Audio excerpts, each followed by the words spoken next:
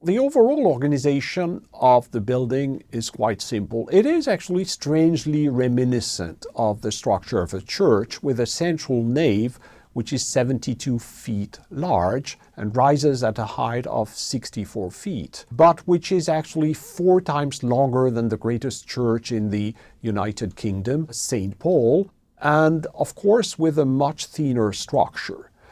These made a very spectacular impression on all the visitors. This is the Crystal Palace immediately after the end of the Great Exhibition, and we can see this kind of impression of infinity. It was perhaps the first time that a building gave this impression of being infinite, this repetitive, almost infinite space in which the eye got almost lost.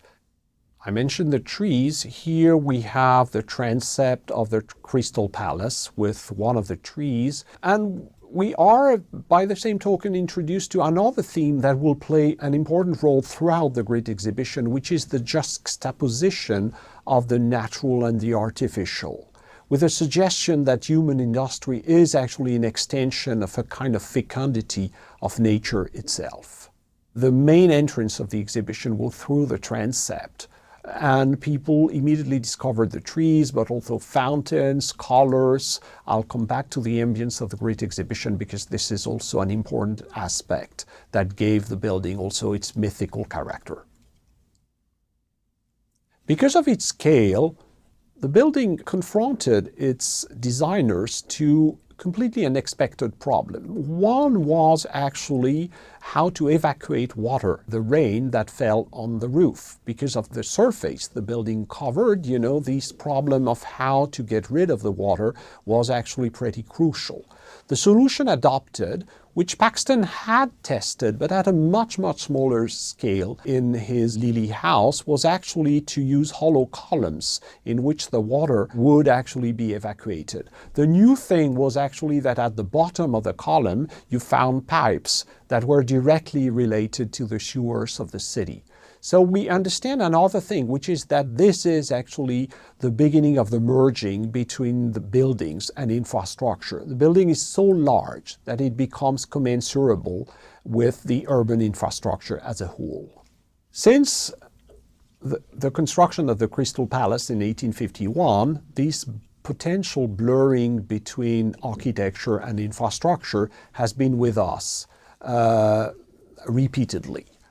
This has been the case, for example, with the Kansai Airport, built by Renzo Piano in Japan, which was, at the time of its completion, one of the largest buildings in the world, a few kilometers long. It's quite revealing that actually Ove Arup, when presenting, in order to give an idea of the scale of the building, actually used Hyde Park, the very site where the Crystal Palace was constructed, as if large country buildings like the Kansai Airport Terminal were actually the inheritor, and they are indeed, of this kind of gigantism that was introduced at the time of the Crystal Palace.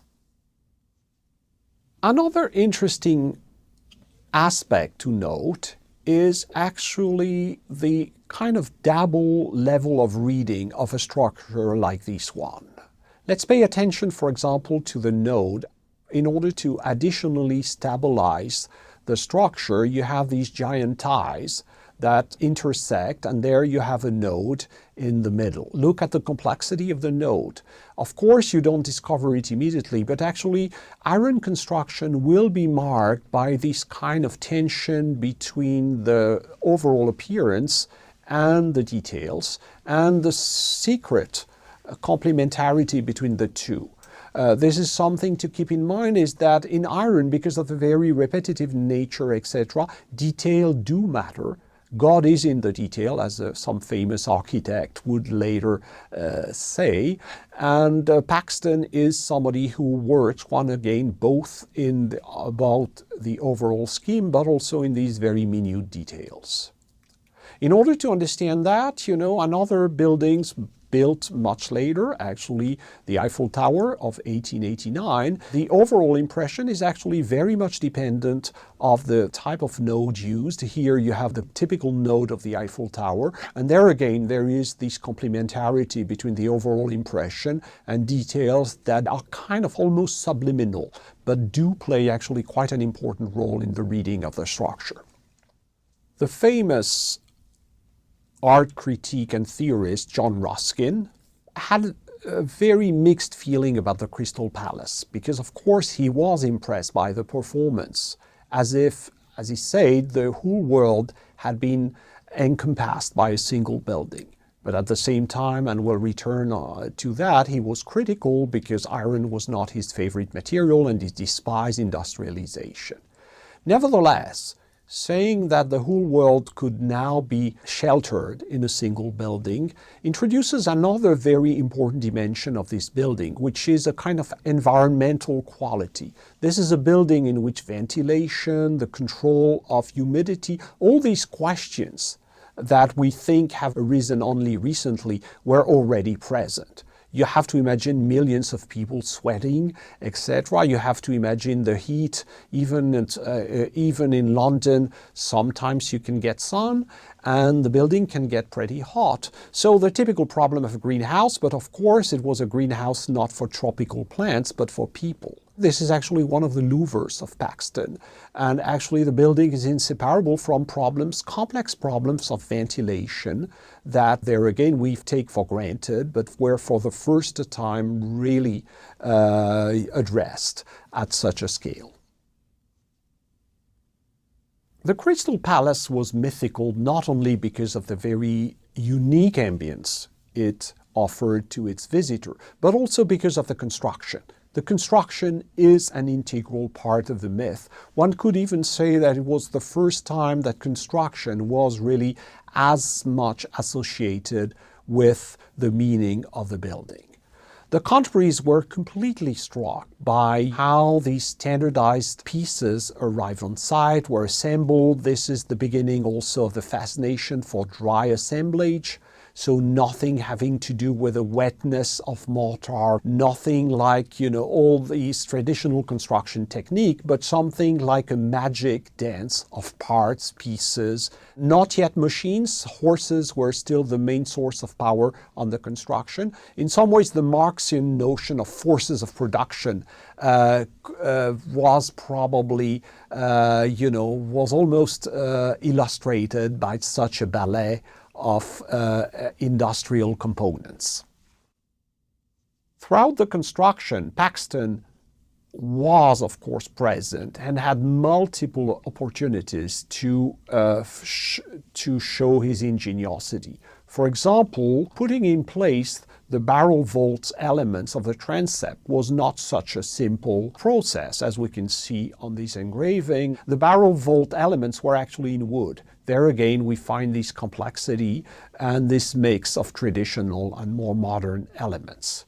The construction site was, by the way, really a spectacle, and Fox and Henderson sold actually tickets in order for the public to come and visit and see what was going on.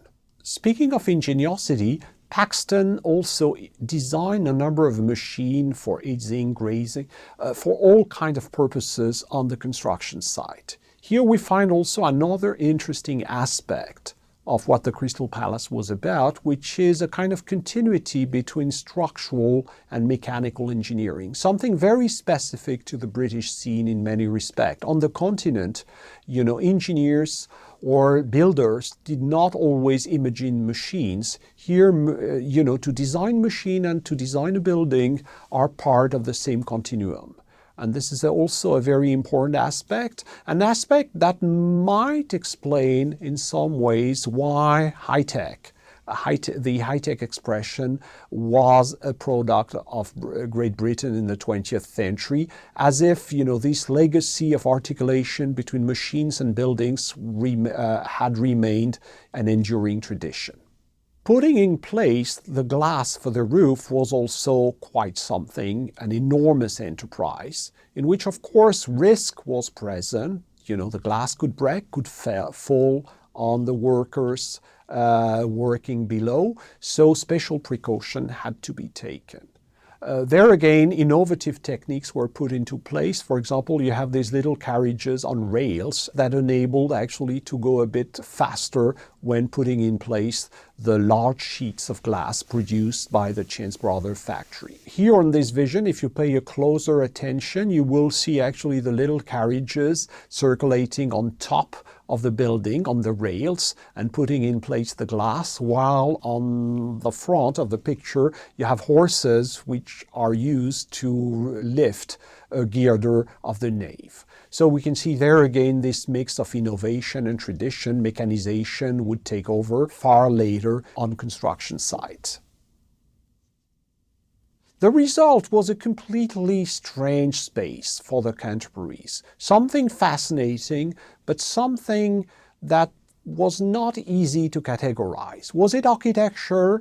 Was it something else? I have mentioned the blurring between architecture and infrastructure. In some ways, the Crystal Palace was sublime. That's to say, something that escaped usual aesthetic categories. And Paxton himself was never fully recognized as a fully fledged designer. It's quite revealing that despite this spectacular achievement, he was never awarded the medal of the Royal Institute of British Architects, as if, the nature of what he had produced remained uncertain.